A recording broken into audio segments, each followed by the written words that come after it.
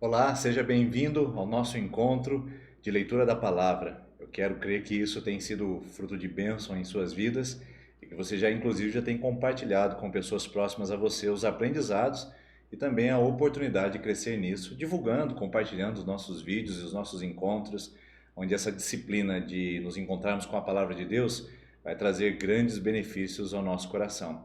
Inclusive, deixa eu aproveitar esse momento e lembrar as palavras do apóstolo Paulo a respeito das disciplinas espirituais.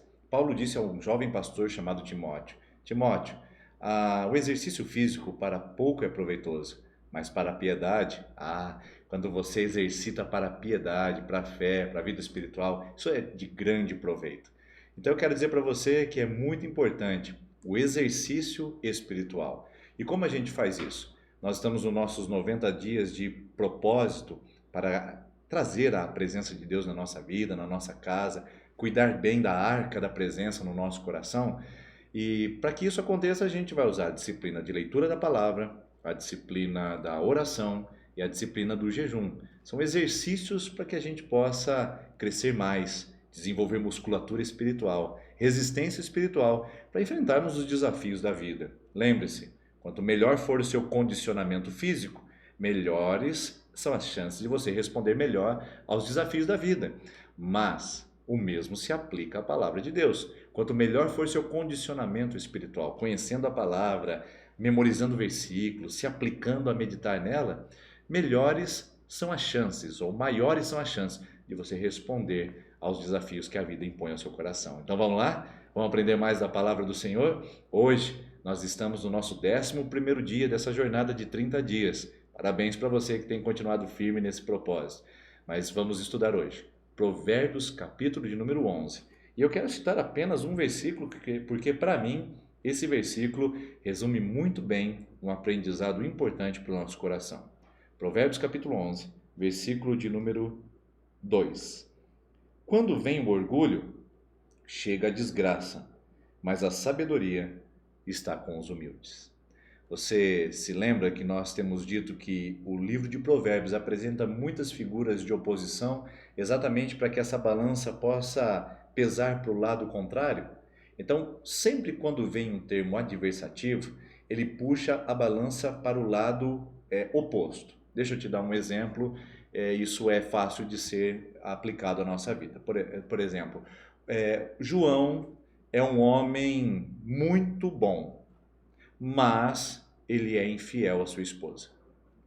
Que lado você acha que compensa ou que pende essa balança? O que você pensa? Olha, João é um homem bom, mas você percebeu que a balança pesou mais para o lado de oposição? É interessante. Perceba nesse texto, eu vou ler para que você tenha essa imagem, essa mente, essa mentalidade enquanto eu recito o texto. Veja só, Provérbios 11, 2. Quando vem o orgulho, chega a desgraça, mas a sabedoria está com os humildes. O propósito da ênfase nesse pequeno versículo é colocar luz sobre a humildade. A sabedoria está no coração humilde. E não é para menos, não é verdade? O orgulho é o afastamento de Deus. O orgulho é o desejo de fazer por si mesmo. E o orgulho, inclusive, é uma afronta ao coração de Deus. Se você olhar nas Escrituras, por exemplo, a história de Saul, o rei orgulhoso, que achou que poderia oferecer sacrifícios por ele mesmo, sem precisar da ajuda do sacerdote Samuel, esse foi rejeitado por causa do seu próprio orgulho e da sua própria vaidade.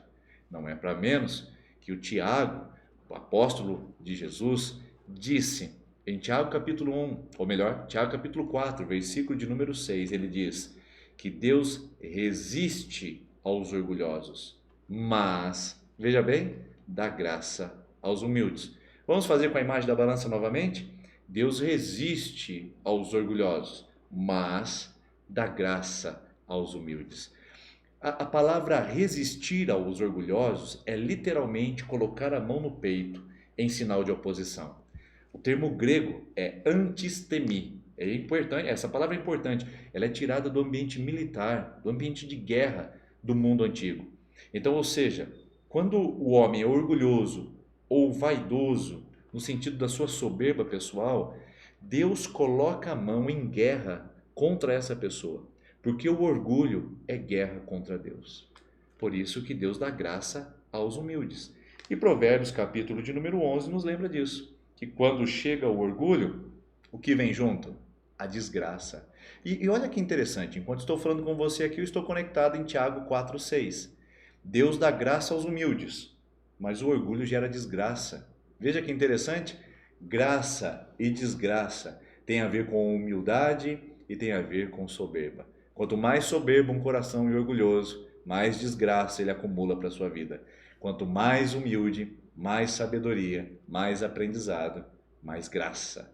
E aí, de que lado você quer estar dessa balança? Do lado do orgulho que ofende a Deus ou do lado da humildade, que honra e que também recebe bênçãos de Deus sobre a nossa vida?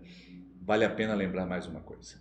A palavra humildade, eu gosto desse termo, porque etimologicamente a palavra humildade ela está conectada a humus.